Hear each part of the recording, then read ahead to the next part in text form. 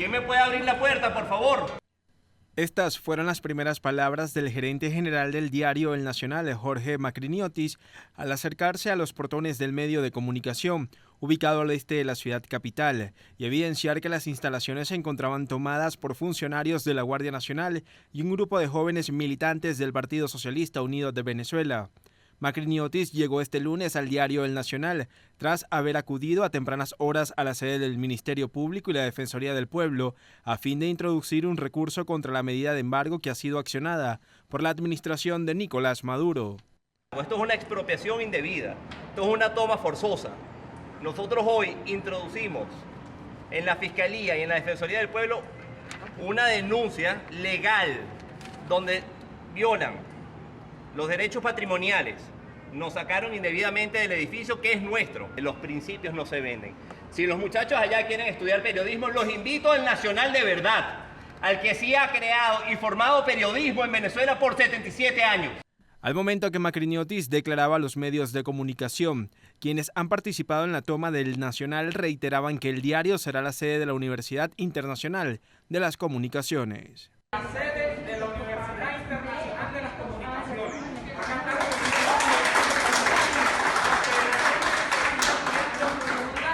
La juventud, estamos acá, bueno. Junto al asesor legal del diario El Nacional, Macriniotis denunció que hoy se acentúa en Venezuela los ataques contra la libertad de prensa por parte del oficialismo. Como se dan cuenta, lo que está pasando en el Nacional es un abuso pleno de poder. Esto es una violación a la democracia, a la libertad de expresión. Lamentablemente utilizan a la juventud de Venezuela, al futuro del país, para un show mediático, para un show político. Denunciamos las violaciones al derecho humano que está pasando en Venezuela. Y están viendo que la Guardia Nacional están parando la invasión de unos jóvenes que tienen que ver con una universidad, una mamadera de gallo. Esto es una cosa divertidísima. El Nacional. Todos los violados, me reiría mucho. Pero realmente esto es insostenible en la vida de un país democrático. A través de un comunicado, Almagro enfatizó que el país necesita de esta iniciativa para superar la crisis política, económica y social. A su vez, aseguró que hechos de corrupción, narcotráfico y crimen organizado han generado una crisis social y migratoria en Venezuela. Almagro hizo un llamado a la comunidad internacional a que respalde la convocatoria realizada por Guaidó y esperó que el resultado sea un cambio democrático. Simonovic dio a conocer su renuncia a través de un comunicado en el que indicó que está agradecido con Juan Guaidó y que mantiene su compromiso con el país y en especial con los presos políticos. Expresó que luego de 40 años trabajando, mantendrá su disposición de reconstruir la democracia del país y mencionó al comisionado Leopoldo López y al embajador de Venezuela en Estados Unidos, Carlos Vecchio, a quienes agradeció su apoyo. A su vez señaló que es importante la unidad de todos los factores políticos para lograr un cambio en Venezuela. Desde que iniciaron los enfrentamientos armados en el estado Apure entre miembros del ejército venezolano y las Fuerzas Armadas Revolucionarias de Colombia, las FARC, la organización Fundaredes ha visibilizado y denunciado todo lo que ha ocurrido en las poblaciones fronterizas donde se presentan los conflictos.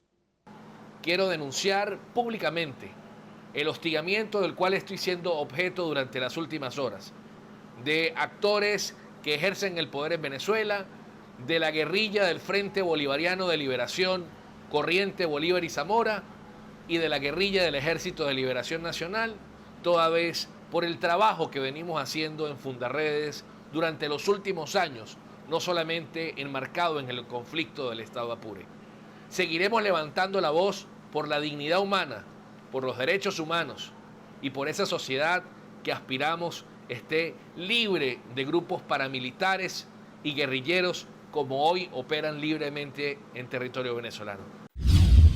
La organización contabilizó 24 muertes por tuberculosis, 3 por VIH-Sida, 1 por afecciones gastrointestinales, un infarto y 3 por complicaciones respiratorias. A su vez, se estudiaron 111 centros de detención preventiva que deberían tener una totalidad de 3.702 personas, pero albergan una sobrepoblación de 11.527 reos. 951 privados de libertad sufren de desnutrición severa y 274 tienen tuberculosis. A su vez, se contabilizaron 93 contagios de la COVID-19. Nadal señaló de inaceptable que aún en países progresistas se continúe violando los derechos y se realicen abusos en contra de estas comunidades. El representante francés ofreció sus declaraciones en conmemoración del Día Internacional contra la Homofobia, la Transfobia y la Bifobia. El diplomático enfatizó que en Venezuela las parejas del mismo sexo no gozan de todos sus derechos y explicó que las leyes que deberían respaldarlos siguen incompletas. Por lo que aseguró que Francia y la Unión Europea mantienen su compromiso para resguardar a estos grupos de personas. Los británicos podrán nuevamente cenar en restaurantes, ir a locales nocturnos o ver un partido de fútbol en el estadio. Las reuniones en casa están de nuevo permitidas, pero están limitadas a 6 personas, al igual que las vacaciones en el extranjero, aunque solo algunos destinos están exentos de la cuarentena al volver. El Reino Unido, el país más afectado por la pandemia en Europa, con casi 128.000 muertes, ha visto mejorar su situación sanitaria tras un confinamiento estricto en invierno y una gran campaña de vacunación que ha cubierto casi el 40% de la población adulta. El primer ministro británico Boris Johnson habló de la nueva hazaña, pero pidió que se abordara con precaución, sobre todo por la propagación de la variante india, la cual está bajo vigilancia. Los adultos de la ciudad de Botucatu, en Brasil, fueron vacunados, cuya población total es de 15.000 habitantes, con la finalidad de realizar un estudio en la eficacia del proceso de inmunización. La meta era inocular con la vacuna de AstraZeneca a 80.000 personas de entre 18 y 60 años, lo que representa 80% de la población adulta en la ciudad. Unos 35 millones de brasileños, que representan a 16% de la población, fueron vacunados con la primera dosis y casi 17 millones con la segunda, pero son números bajos para un país donde el coronavirus ya dejó más de 435.000 muertos y mantiene una constante de casi 2.000 muertes diarias. Los enfrentamientos continúan mientras Hamas e Israel ignoran los llamados internacionales de una desescalada. La aviación israelí realizó decenas de bombardeos en la Franja de Gaza, donde varios grupos armados dispararon cohetes contra Israel. Cientos de edificios resultaron dañados y se intensificaron los cortes de electricidad, según anunciaron las autoridades locales. El ejército israelí indicó en un comunicado que atacó 9 viviendas, propiedad de altos mandos de Hamas, algunas de las cuales eran utilizadas para almacenar armas, y un navío sospechoso de ser un arma naval sumergible. Unos 40.000 palestinos han abandonado sus hogares, según la Oficina de Coordinación de Asuntos Humanitarios de la ONU. Chile eligió a quienes redactarán su nueva constitución. Los candidatos independientes irrumpieron entre los partidos tradicionales para alzarse por sorpresa con alrededor del 40% de los votos en las elecciones del fin de semana como el bloque dominante de la Convención Constituyente. Activistas sociales, profesionales, docentes, escritores, periodistas o abogados constitucionalistas serán los encargados de plasmar en el texto las demandas sociales que la ciudadanía reivindicó en las calles desde octubre de 2019. El presidente Sebastián Piñera dijo que el pueblo envió un fuerte mensaje al gobierno y también a todas las fuerzas políticas tradicionales. No estamos sintonizando adecuadamente con las demandas y con los anhelos de la ciudadanía. Y estamos siendo interpelados por nuevas expresiones y por nuevos liderazgos. Las dos listas que aglutinan a candidatos que van desde la centroizquierda al Partido Comunista obtuvieron 1/3 de los votos. Mientras tanto, la lista unificada de la derecha se quedó con poco más del 20%, un resultado menor al esperado. Para la aprobación de los artículos de la nueva Carta Magna que sustituya a la heredada de la dictadura de Augusto Pinochet, serán necesarios los votos a favor de 2/3 partes de la convención. La mexicana Andrea Mesa se coronó este domingo 16 de mayo como Miss Universo 2021 y sustituirá a Sosibini Tunsi de Sudáfrica como la mujer más bella del mundo. La representante mexicana se alzó como la ganadora en la 69 edición del certamen que se celebró en el lujoso hotel de Hollywood a las afueras de Miami. La primera finalista del Miss Universo 2021 fue Miss Brasil, Julia Gama. Las representantes de México, República Dominicana, Brasil, Perú e India pasaron a la semifinal. Tras la ronda de preguntas, se reveló que Miss República Dominicana quedó en cuarto lugar, seguida de Miss India, que quedó de tercera finalista, Miss Perú como segunda. La sucesora de Sosibini Tunsi lució un vestido rojo entallado con transparencias y brillos. Desde el comienzo de la jornada se perfila como una de las favoritas a la corona gracias a su carisma, porte y belleza. Andrea Mesa tiene 26 años, es egresada de la Universidad Autónoma de Chihuahua, donde se coronó como Reina Watch. Es modelo profesional y filántropa, pues forma parte de fundaciones que apoyan a la niñez en situación de vulnerabilidad. En horas de la tarde de este martes, el ministro de la Defensa, Diego Molano, envió un mensaje al país desde las afueras del Palacio de Nariño. Desde ahí hizo mención de que posiblemente, según información de inteligencia que él manejaba desde tempranas horas de la mañana de este martes, habrían dado de baja en territorio venezolano a alias Jesús Santrich. Da cuenta que en una confrontación entre bandas criminales en Venezuela falleció Santrich y otro grupo de delincuentes. Esa información está en verificación, pero lo que está claro de confirmarse esa información es que en Venezuela se estaban cuidando y protegiendo a estos grupos narcocriminales. Para el momento en el cual Molano entregó estas declaraciones, informó que no tenían detalles de lo ocurrido, pero posiblemente alias Santrich habría caído en medio de enfrentamientos entre bandas. No es la información que tenemos es la que nosotros manejamos por inteligencia y es la que le hemos comunicado al país. Pues lo que si se llegara a comprobar de esa forma cierta es que pues aquello fue una confrontación entre bandas criminales, que es la información presunta que da inteligencia de esa confrontación, y por supuesto entonces lo que evidencia es que allí se están protegiendo a los grupos narcocriminales. Más temprano, el ministro de la Defensa informó que gracias a la estrategia de intervención integral en contra del narcotráfico y en medio de una acción articulada entre la Policía Nacional y la Fiscalía de la República, cayó detenido alias Matamba. La Fuerza Pública de Colombia, en un trabajo conjunto, Policía, Ejército Nacional, Armada y por supuesto el apoyo de la FARC, en conjunto con la Fiscalía General de la Nación, han capturado a alias Matamba, uno de los símbolos del mal en Colombia. Alias Matamba, exintegrante del antiguo Frente 29 de la FARC y de las extintas Autodefensas de Nariño, era uno de los principales cabecillas de la actual residual cordillera de la segunda Marquetalia, que buscaba operar y consolidarse en el Pacífico nariñense. Alias Matamba era el encargado de pactar con el cartel de Sinaloa y también con la segunda Marquetalia, es decir, tenía relación con organizaciones fuera de Colombia. Además, el ministro de la Defensa informó que aparecía en la Registraduría Nacional como difunto. Figuraba en la Registraduría Nacional como fallecido, debido a que había pagado para que fuera expedida un acta de defunción.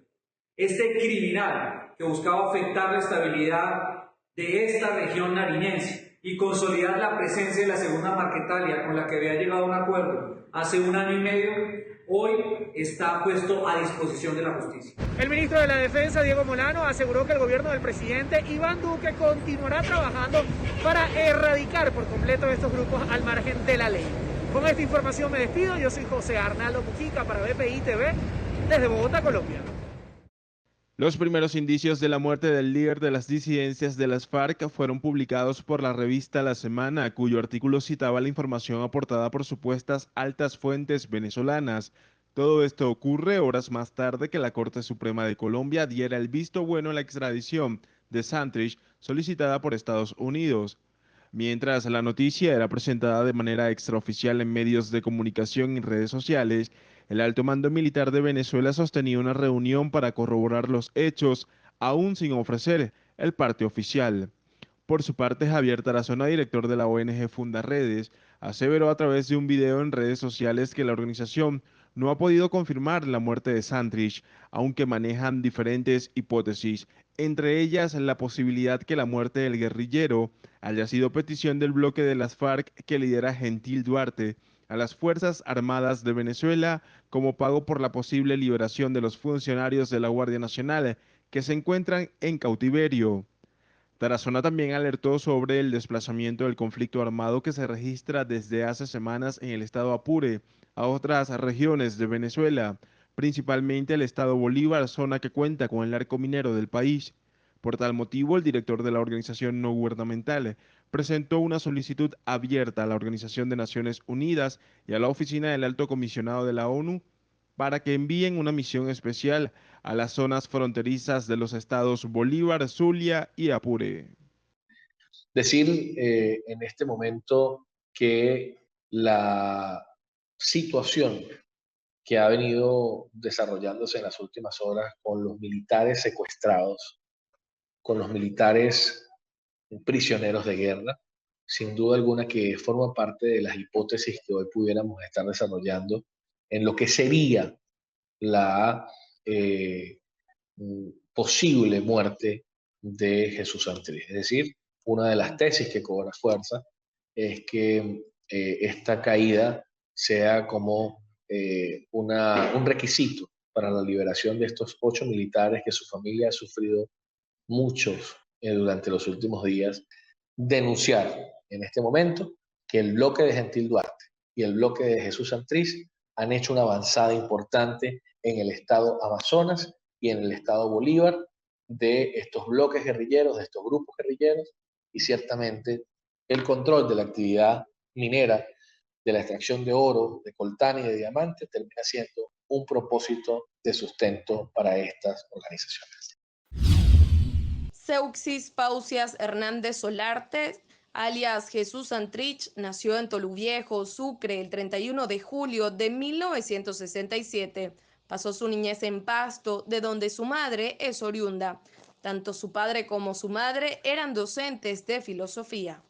Uno de los hechos que marcó la vida de alias Santrich fue cuando en noviembre de 1990 unos detectives del DAS ingresaron a una taberna al frente de la Universidad del Atlántico y en un confuso hecho, uno de ellos desenfundó el arma y mató a Jesús Santrich, un líder estudiantil comunista y gran amigo de Seuxis.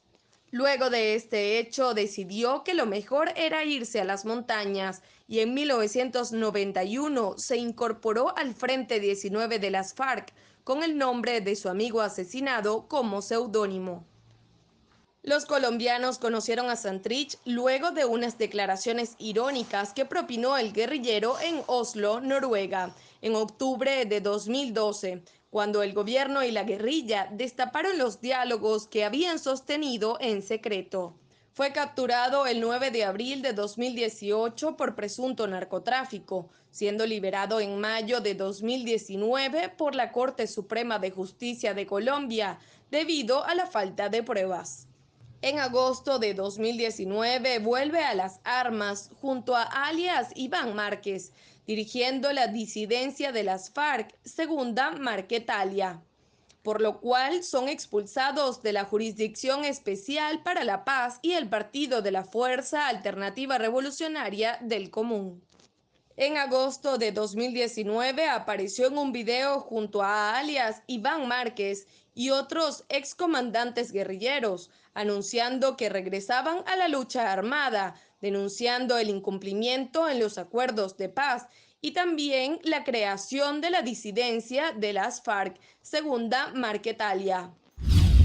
En declaraciones ofrecidas por Roberto Picón, rector del Poder Electoral venezolano, actualmente los integrantes del CNE realizan un inventario del estatus de cada partido político y dirigente que ha sido inhabilitado durante los últimos años. Picón detalló que se han realizado los primeros contactos con observadores internacionales a fin de agilizar su ingreso al país para analizar los próximos eventos electorales y no descarta que se logre evaluar un consenso entre el órgano electoral y las organizaciones internacionales con el objetivo de alcanzar un acuerdo para el voto de los venezolanos en el extranjero, esto según el estatus migratorio de cada connacional.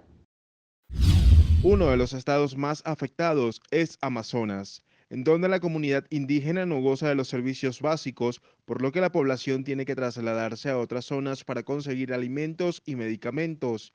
Por su parte, los transportistas también se ven afectados debido al racionamiento de gasolina en el que se distribuyen 20 litros para vehículos particulares, 7 para motos y 40 litros para el transporte público y de carga. La organización explicó que debido a esta situación, el sector debe comprar combustible a través de vías ilegales y con sobreprecio. La organización señaló que la población ha denunciado la falla en los servicios, pero sus pedidos no han sido atendidos por las autoridades. Por lo menos 200,11 millones de dosis fueron administradas a unas 148,3 millones de personas en los 27 países de la Unión Europea, lo que representa 33,2% de la población total del bloque. En total, por lo menos 52,9 millones de personas ya han sido inmunizadas totalmente. Malta se destaca entre la comunidad de países al haber vacunado enteramente 32,5% de su población, al tiempo que aproximadamente el 64% de la población ya recibieron al menos una dosis. Mientras que Bulgaria se encuentra entre los países rezagados, con apenas 10,2% de sus habitantes que recibieron al menos una dosis y 6% de la población ya ha sido inmunizada completamente. Entre los locales que podrán reactivarse se incluyeron terrazas de bares y restaurantes, museos y cines, luego de lograr la disminución de contagios y ocupación hospitalaria debido al coronavirus. Los locales podrán trabajar con un aforo de 50% y hasta 6 personas por mesa. Francia ha logrado inocular con una sola dosis a 30% de su población, combinado con una cuarentena restringida en el mes de abril, lo que redujo considerablemente la incidencia del virus. El líder de gobierno explicó que los migrantes han estado llegando a España desde Marruecos, lo que podría sumergir al país y a Europa en una crisis. Si bien el flujo hacia Ceuta se ha ralentizado, cientos de marroquíes que lograron llegar al lado español seguían en la playa, mientras las fuerzas de seguridad lanzaban gases lacrimógenos para disuadir a las personas de cruzar. Esta crisis para España se produce en un momento de tensiones diplomáticas bilaterales con Marruecos, un aliado clave contra la inmigración irregular. Las fuerzas de seguridad cerraron de nuevo el paso tras recibir disparos de mortero, según indicaron las autoridades israelíes. Los proyectiles fueron lanzados hacia el cruce de Kerem Shalom cuando entraban camiones de ayuda civil donada por organizaciones humanitarias internacionales, dijo el organismo israelí responsable de las operaciones civiles en los territorios palestinos. Por su parte, Egipto decidió enviar ayuda humanitaria a la Franja de Gaza, donde más de 200 palestinos murieron en los bombardeos israelíes desde el 10 de mayo. A su vez, anunciaron que consagrarán 500 millones de euros a la reconstrucción de infraestructuras. El también coordinador de Provea explicó que de aprobarse la investigación en los próximos días, Nicolás Maduro sería el primer jefe de Estado americano en ser investigado por la Corte Penal Internacional. El pasado 27 de septiembre del año 2018, una comisión por parte de Argentina, Canadá, Colombia, Chile, Paraguay y Perú solicitaron que se investigaran posibles crímenes de lesa humanidad cometidos en Venezuela desde el 12 de febrero del año 2014.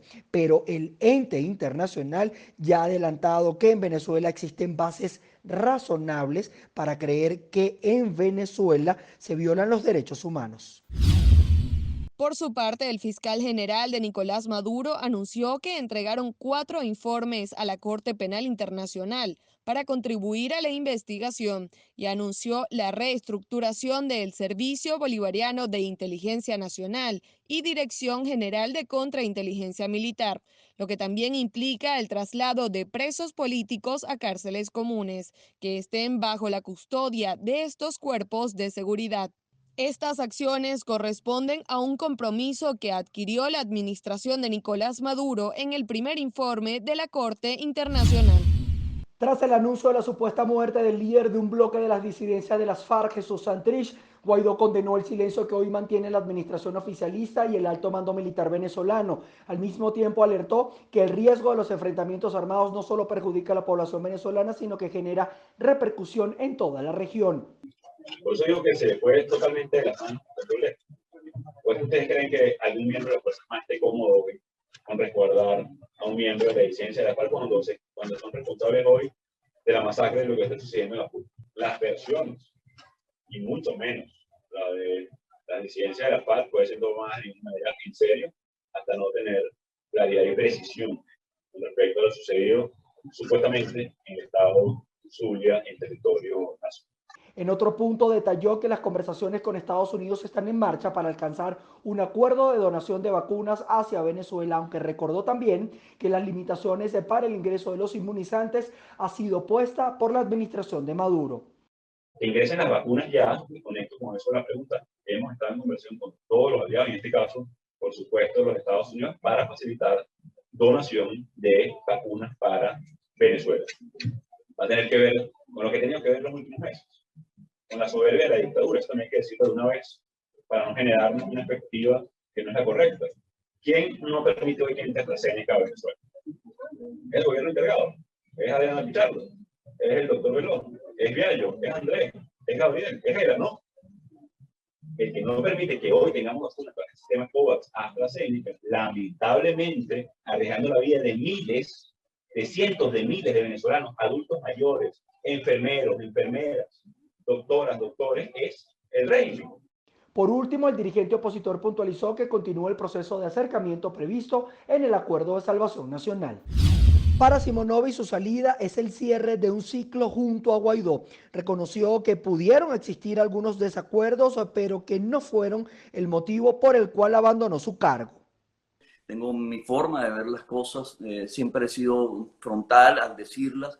Y bueno, esto lo estoy diciendo con toda la honestidad del mundo. O sea, lo estoy diciendo porque, insisto, ayer hablé con el presidente Guaidó, he hablado con Carlos Vecchio. Aquí no hay ningún inconveniente de ningún tipo, sencillamente pues que yo creo que ya se cumplió un ciclo y ese ciclo lo cerré con esto y sencillamente pues sigo adelante. Yo y varios de los que me acompañan a mí en esta tarea seguimos trabajando. Simonovic, quien también es criminalista, precisó que ante el anuncio de la supuesta muerte del guerrillero Jesús Santrich se desconocen los elementos fundamentales de la investigación, entre ellos el tipo de arma con la que se cometió el asesinato, el lugar específico de los hechos y el cuerpo de la víctima. Hasta que eso no aparezca, y aún apareciendo, lamentablemente tengo que decirlo, si la información viene de parte de la gente que está en el régimen en Venezuela, difícilmente nosotros podemos creer, sobre todo pues por la forma como usualmente hacen ellos para manejar la información. De acuerdo con las leyes internacionales de derechos humanos, los venezolanos deberían permanecer en Chile hasta que se estudie el caso individualmente de cada uno de los migrantes. El relator especial sobre derechos humanos de los migrantes, Felipe González Morales, enfatizó que no se pueden hacer expulsiones masivas, sino individuales, dependiendo del caso de cada venezolano. A su vez, condenaron la extradición realizada el pasado 25 de abril de 55 venezolanos que antes de ser expulsados estaban detenidos, en situación de incomunicación y sin acceso a la asistencia legal. El relator señaló que las detenciones de migrantes debería ser usado como último recurso y pidió que se eviten las deportaciones mientras se mantiene el estado de emergencia debido a la pandemia. La Cancillería de Colombia anunció que el Ministerio de Salud y el Gobierno del Norte de Santander están estudiando la posibilidad de abrir la frontera con Venezuela a partir del 1 de junio, con el fin de reactivar la economía. Según los datos aportados por el Banco Central, el índice general del área metropolitana de Caracas, que refleja el mismo periodo, superó el 23%, superando al fijado en el mes de marzo, que se ubicó en 15.5%. Al mismo tiempo, el BCB detalló que los porcentajes han mostrado una notable diferencia con el indicador del mes de febrero, que estaba por encima del 37%, y que en enero reflejó 47.3%. Este es el cuarto cargamento que recibe el país de la farmacéutica china y que totaliza 2.491.080 dosis adquiridas. El Salvador ha recibido 9 lotes de vacunas, de las cuales 4 fueron compradas por el gobierno, 4 se adquirieron a través del mecanismo COVAX y otro fue donado por China. La nación actualmente está inmunizando a su población con la dosis de AstraZeneca, Pfizer y Sinovac. El primer ministro británico se vio obligado a defender las restricciones de su gobierno a los viajes internacionales en relación con la pandemia, tras ser acusado de causar confusión. El líder de la oposición, Keir Starmer, señaló al Ejecutivo de dar instrucciones contradictorias a los ciudadanos al abrir de nuevo las fronteras y al mismo tiempo aconsejó a la población a que no se vayan de vacaciones al extranjero, salvo a unos pocos destinos. Desde el lunes se relajaron las restricciones a los viajes internacionales establecidos para evitar la importación de casos y variantes del coronavirus. El gobierno estableció un sistema que clasifica a los países en 3 listas, verde, ámbar y rojo, según la cantidad de contagios que se registren en el país de destino. India registró 4.529 muertes por la COVID-19 en las últimas 24 horas, aunque el número de casos disminuyó, según informó la autoridad sanitaria. Desde el inicio de la pandemia, el país suma un total de 283.248 muertes, por detrás de Estados Unidos, que totaliza 600.000, y Brasil, alrededor de 444.000 personas fallecidas por el virus. En las últimas 24 horas se agregaron más de 267.000 casos nuevos, lo que elevó el número de contagiados a 25.5 millones, solo superado por Estados Unidos. El ente de las Naciones Unidas aseguró que cerca de 250.000 niños necesitan ayuda mental y protección física. A su vez, pidieron la implementación de corredores humanitarios para pasar a la Franja de Gaza, insumos médicos, vacunas contra el coronavirus, personal auxiliar e implementos esenciales.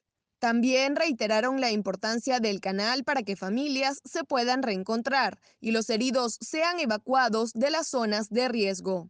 Por su parte, resaltaron que cerca de 30.000 niños se vieron desplazados por los bombardeos entre palestinos e israelíes. A su vez, el presidente de Estados Unidos, Joe Biden, a través de un comunicado dirigido al primer ministro israelí, Benjamin Netanyahu, esperó este miércoles una significativa desescalada del conflicto militar con los palestinos.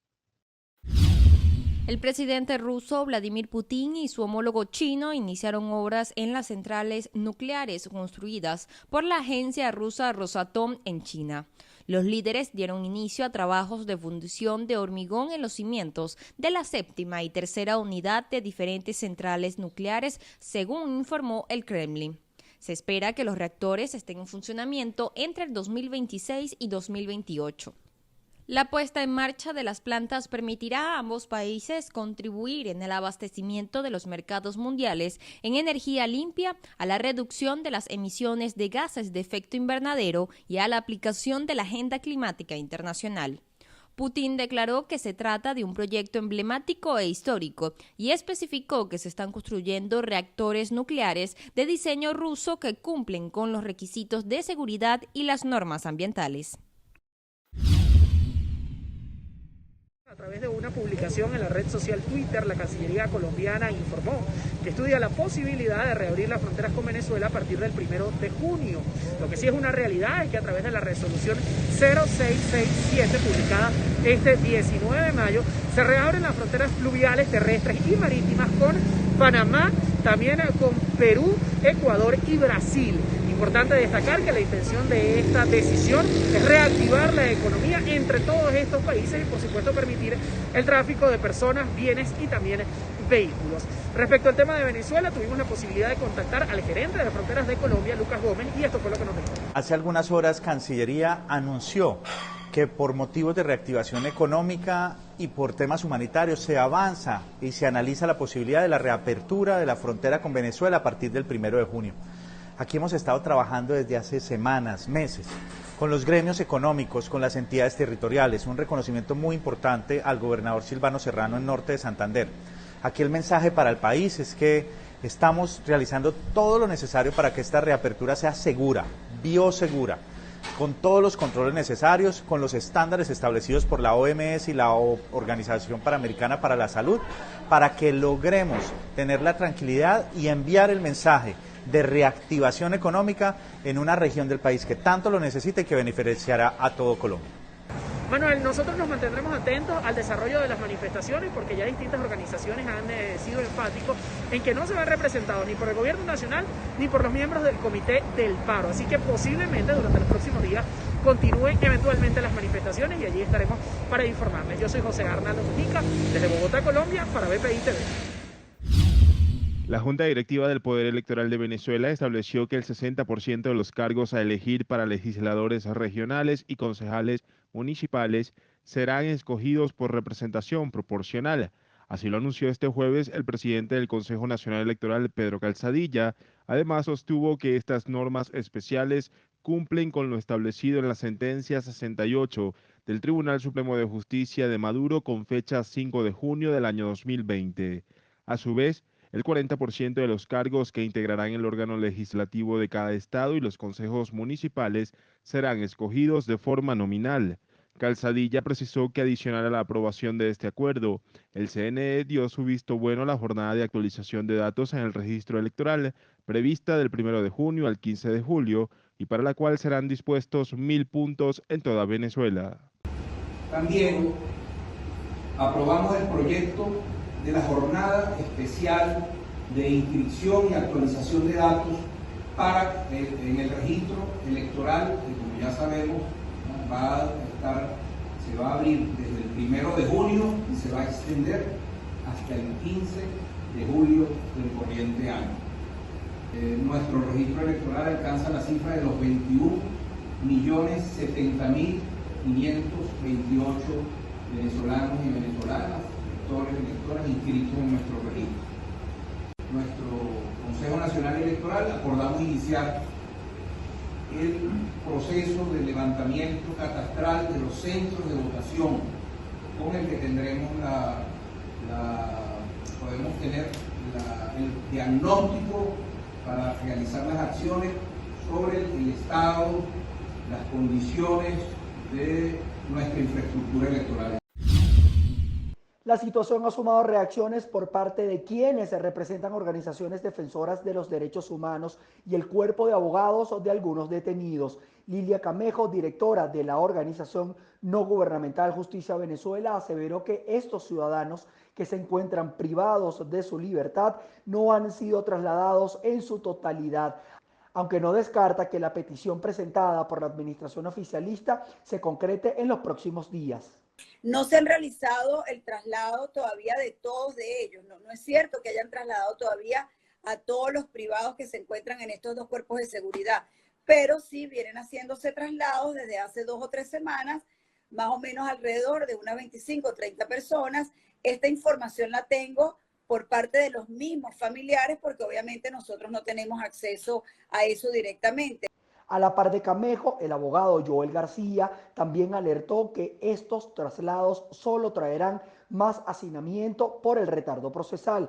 El jurista también considera que existen elementos que puedan frenar el decreto firmado por Nicolás Maduro, en el cual se transfiere la custodia de los detenidos en la sede de las Direcciones Generales de Contrainteligencia Militar y el Servicio Bolivariano de Inteligencia Nacional al Ministerio de Asuntos Penitenciarios.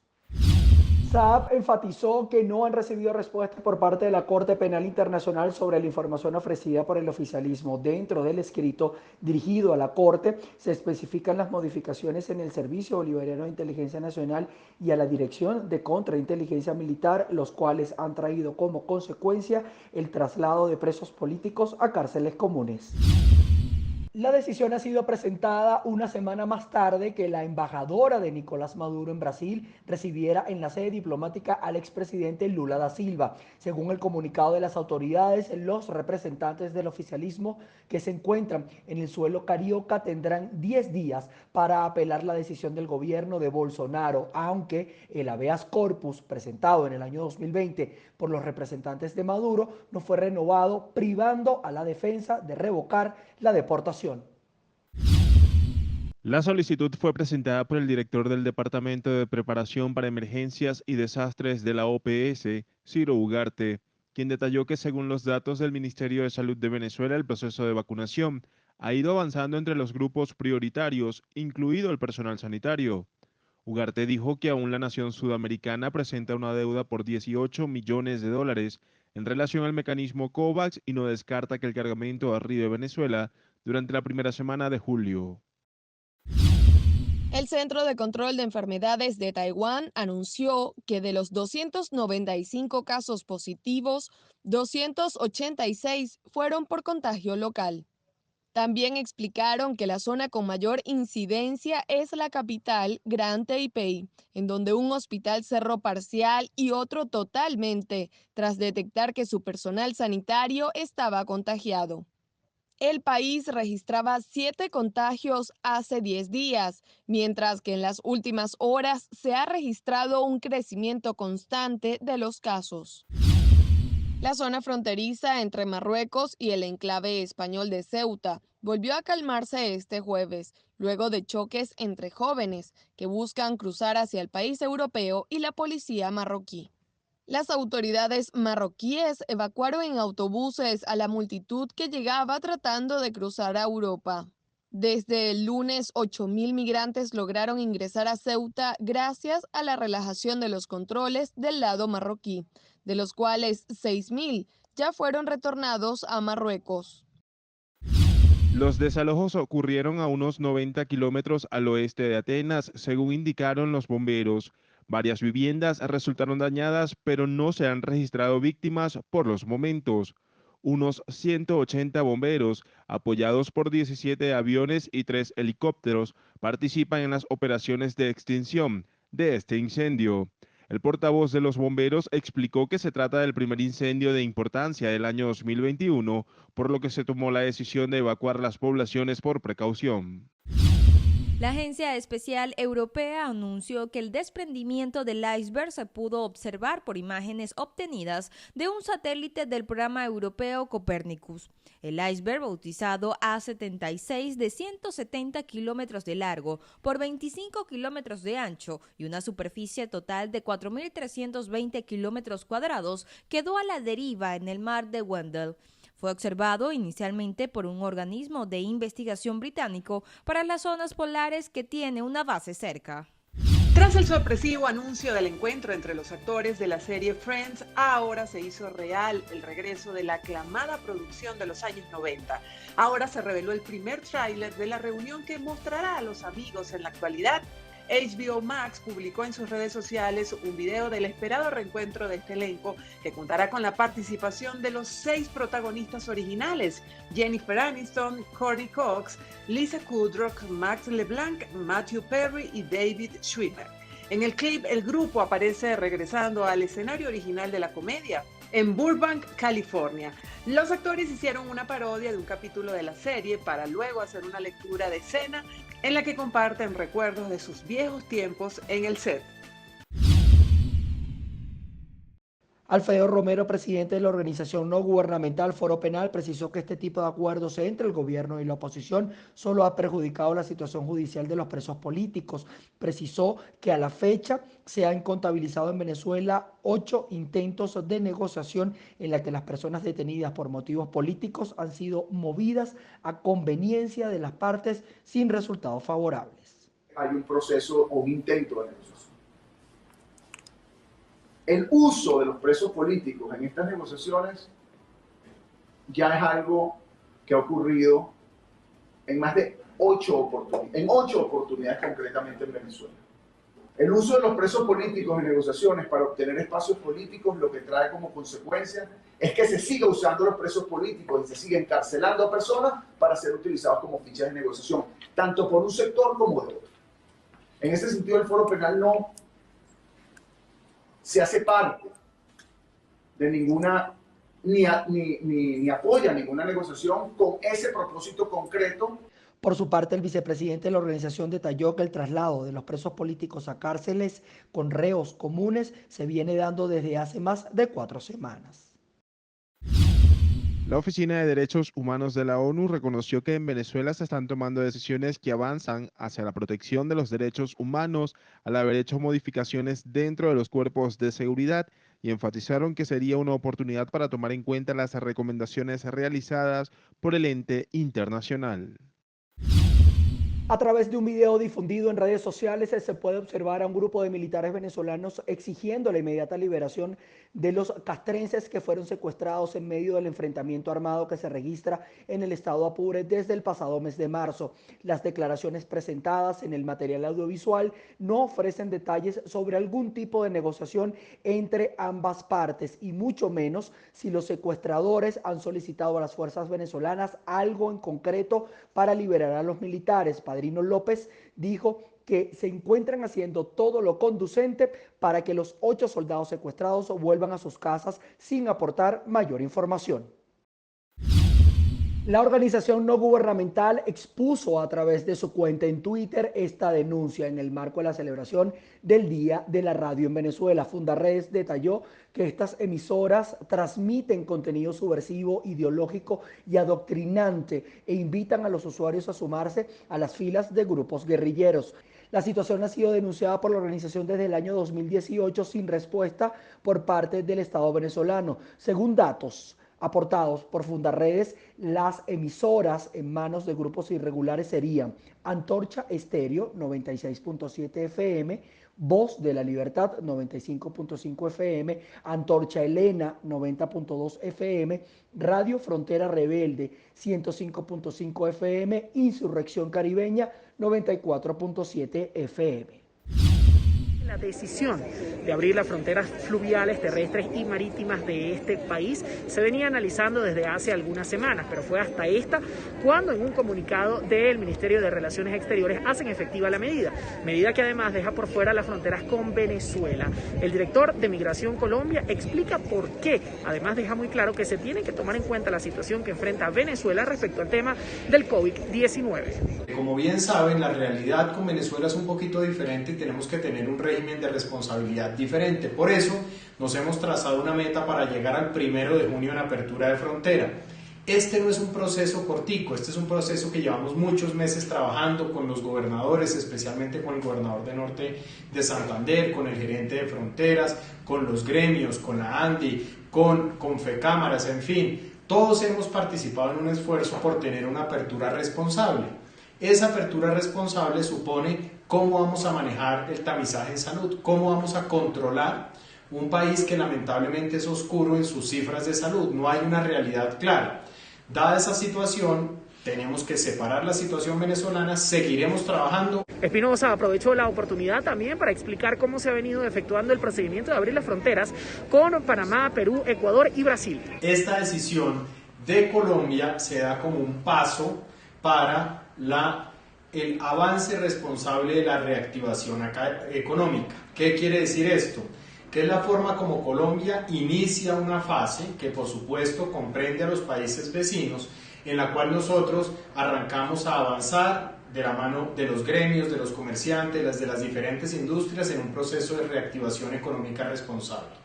Pregunta que se pueden formular, ¿por qué no lo hacen de manera simultánea con los diferentes gobiernos?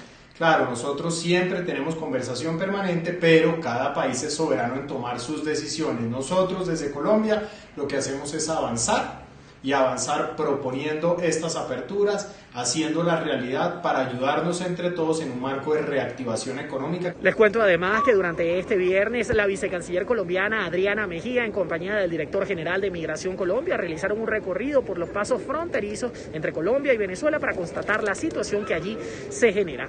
Con esta información me despido. Yo soy José Arnaldo Mujica para BPI TV desde Bogotá, Colombia. Las tiendas cerrarán sus puertas en todo el país. La mercancía fue rematada en su totalidad e inmediatamente quitaron de los locales los letreros de las marcas que representaban. De acuerdo con la información revelada por algunos medios, estas tiendas serán sustituidas por Lola, Anaquena y Push & Co. La multinacional contaba con 19 tiendas en Venezuela, 7 de Zara, 8 de Bershka y 4 de Pull&Bear. Esta medida también ocurrió en varios países del mundo, cerrando un total de 1.200 locales. El país aplicó ambas dosis a 7.625.311 personas y 9,4 millones de habitantes recibieron la primera dosis. Chile lidera la vacunación en América Latina. La subsecretaria de Salud Pública, Paula Daza, explicó que aquellas personas que hayan recibido las 2 dosis y que tras 14 días hayan logrado la inmunización recibirán algunas libertades individuales. El gobierno de Chile en los próximos días anunciará la implementación de un certificado que informa sobre el estado de inmunización de las personas. El Ministerio de Salud informó que el contagio se registró en una paciente que no ha dejado el país en los últimos días.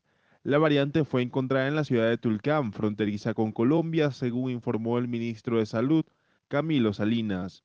En el país ya se han encontrado mutaciones provenientes de Brasil, Reino Unido y Estados Unidos. El estado de excepción en Ecuador terminó este jueves, día en el que se reportaron 2.348 nuevos casos, lo que totaliza 415.255 contagiados desde el inicio de la pandemia. Desde el 7 de junio, todas las personas vacunadas y sus familias son también bienvenidas a nuestro país, a España, con independencia de su lugar de origen. La medida, que entrará en vigencia el próximo mes, permite a los turistas viajar a España con un plan de vacunación completo, mientras que las personas con visado o nacionalidad del país europeo podrán viajar solo con una prueba PCR negativa, así como también los trabajadores de rubros esenciales como la salud. Entre los beneficiados por la medida se encuentran los venezolanos que hayan sido vacunados con las 2 dosis. Los turistas provenientes de la Unión Europea podrán entrar a territorio español con una prueba PCR negativa o estar totalmente inmunizados. Entre los países que no tienen restricciones de viaje por ser considerados seguros se encuentra China, Ruanda, Israel, Australia, Tailandia, Reino Unido y Japón. La medida para estas naciones indica que sus turistas no tendrán que afrontar controles sanitarios. La Franja de Gaza e Israel amanecieron con calma. El viernes entró en vigor un alto al fuego que puso fin a 11 días de enfrentamientos entre el gobierno israelí y Hamás, un movimiento considerado terrorista por el Estado hebreo, la Unión Europea y Estados Unidos. El secretario general de la ONU, Antonio Guterres, felicitó a Egipto y Qatar por su papel en las negociaciones. Hago hincapié en que los líderes israelíes y palestinos tienen la responsabilidad, más allá del restablecimiento de la calma, de iniciar un diálogo serio que aborde las causas profundas del conflicto.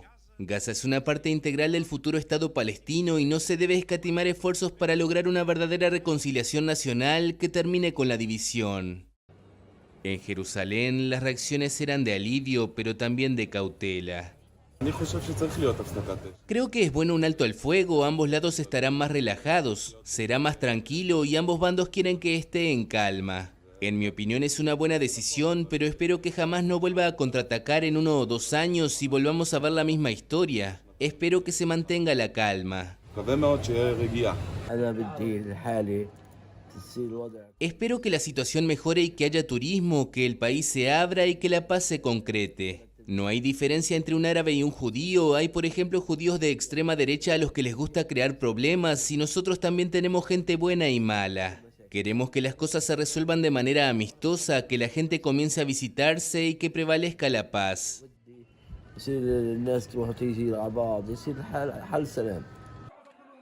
A pesar de la tregua, el viernes hubo algunos enfrentamientos entre palestinos y policías israelíes en la explanada de las mezquitas, 2 semanas después de que eventos similares llevaran a la escalada de violencia. Según las autoridades gazatíes, los bombardeos aéreos y los tiros de artillería en el enclave durante 11 días causaron la muerte de 2 centenares de palestinos y dejaron casi 2.000 heridos. En Israel, la policía informó que los cohetes palestinos mataron a una docena de personas e hirieron a más de 350. Con el propósito de nutrir su amor por la música, aprender de otros y contribuir al conocimiento, Sistema Raviña, un programa educativo orquestal en la ciudad de Chicago, colaboró virtualmente con el sistema en Venezuela. Ha sido sumamente importante para nosotros tener estas experiencias, compartir con estas instituciones de otros países, ahora con Venezuela, que es la fuente donde el sistema se originó. El Sistema Venezuela, fundado en 1975 por el músico, educador y activista José Antonio Abreu, ha inspirado a más de 60 países a crear programas similares. Desde Caracas, Victoria García, concertina de la Sinfónica Juvenil Metropolitana del Oeste de Venezuela, dice que, para ella, el programa le ha enseñado mucho más que leer notas musicales. Haces muy buenos amigos, aprendes valores como la responsabilidad, la constancia. Con base en el Sistema Venezuela, Sistema Raviña tiene más de 180 estudiantes de las escuelas públicas de Chicago. Sus miembros practican diariamente de forma gratuita, un apoyo para muchas familias hispanas. Guadalupe Ramírez tiene 14 años y dice que durante la práctica virtual aprendió cosas nuevas, aparte de conocer nuevos maestros y jóvenes de su edad. Cosas técnicas de mi instrumento que mi maestra que tengo, que ella no me ha enseñado, así. Ellos también tienen como diferentes maneras de enseñar. Por su parte, Tiffany Martínez, que toca el violonchelo, espera colaborar más seguido con sus compañeros en Venezuela. Pude estar con amigos, aprender de la música y me han dado muchas oportunidades en el sistema donde yo he aprendido, he estado comunicándome con personas y sí, ha sido muy asombroso. Mientras tanto, en Venezuela, Victoria, que ya se enfoca en tener una carrera musical, cuenta con orgullo cómo los jóvenes en Chicago admiran el sistema del maestro Abreu. Siempre trato de como que llamar a las personas para que se unan a nosotros y es muy lindo apoyarlos en las clases, ver que están avanzando. El encuentro virtual de estos incipientes músicos de ambas ciudades cerró con el estreno mundial de una obra sinfónica compuesta por el artista y flautista venezolano Raimundo Pineda. Hice una composición que se llama We Are el Sistema y tiene algún ritmo venezolano incluido. Para estos músicos, y luego de los retos de la pandemia, incorporar más ritmos venezolanos a sus composiciones y aprendizaje ha sido la forma de traer un poco de su tierra a sus hogares fuera de ella. Cristina Caicedo Smith, Venezuela 360, Voz de América.